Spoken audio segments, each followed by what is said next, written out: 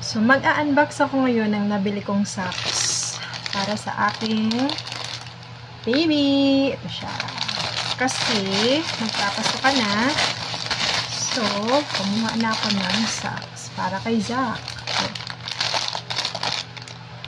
Ayan siya.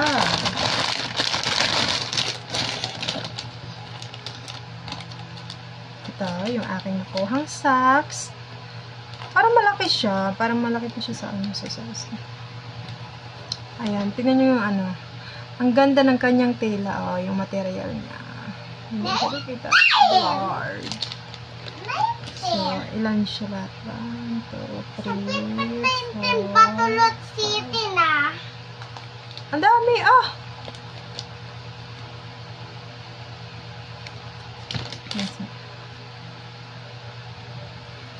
Diba? Marami ka ng socks. So, hindi na kailangan.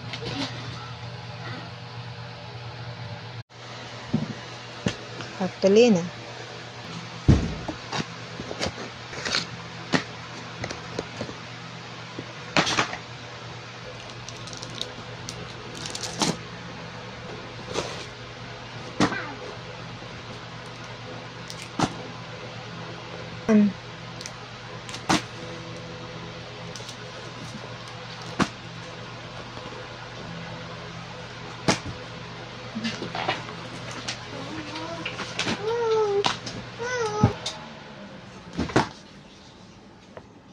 What yan? House yan?